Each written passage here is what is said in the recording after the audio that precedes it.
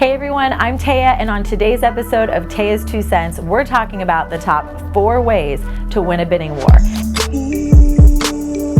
And I know what you're thinking. Bidding war? I don't want to be in a bidding war. I don't want to be up against other people. I don't want to overpay for a property. I don't want anyone else to want the house that I want. I want a deal. Well, I have to tell you, in today's market climate, if it's priced right and if it's in a good location, all it takes is one other person to want that house for it to be a multiple offer situation. So you could be up against one, you could be up against two, you could be up against 20 other offers. And at the end of the day, you need a strategy to get your offer accepted. So what can you do? Number one, you can make sure that your offer is clean and concise and being presented in a professional way. I know that this sounds like it should be without saying, but I can't tell you how many real estate agents out there just send the offer, no cover letter, please see attached, and just really lazy. Whenever I send an offer and I know we're up against other people, I say, here's a summary of the terms that we're submitting. Here is a picture of my clients. Here's a fluffy letter from them.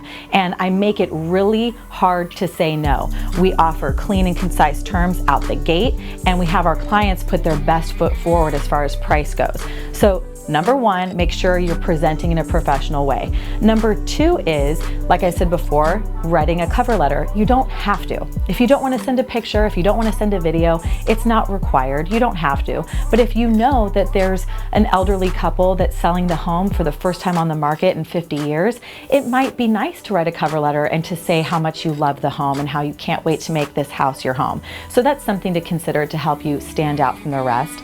Number three is price. Price is really, really, really important. And at the end of the day, it does come down to that final number. But if it's between you and say 3 other offers and that price is all the same, what's going to differentiate you from the rest? And 4, this is something that I think a lot of other real estate agents might disagree with me on, but lately it's actually worked. Having some sort of escalation clause in there. Now, some people might see that as strong arming, saying, you know, we're going to beat your top offer by X number of dollars. But I have to tell you, if it's presented in a nice way, if the agent calls the listing agent and says, hey, we really don't want to lose out on this one by $5,000, so we're going to put in an escalation clause. That way, you don't feel like you're bidding against yourself. So if the top offer is, $2 million and you're like, we're willing to offer $1,995,000 or X number over your top offer, not to exceed $2,050,000, something like that. You can go ahead and put that clause in there to protect yourself. So that way, if you're willing to step up, you can secure that property. But here's the one caveat. When it comes to bidding wars, you need to really ask yourself, at what price am I willing to lose this house over? At what price am I willing to high-five the buyer who gets it and goes, you know what, good for you, too rich for my blood, I wasn't willing to step up to that price, but I'm very happy for you, I wouldn't have gone there.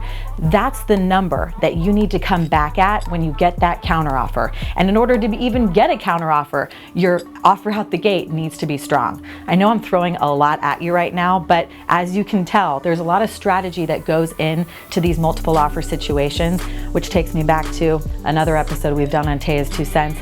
Make sure you have a competent realtor representing you, because when push comes to shove, who you work with matters. And that's just my 2 cents. Thanks for watching another episode, and I'll see you next time.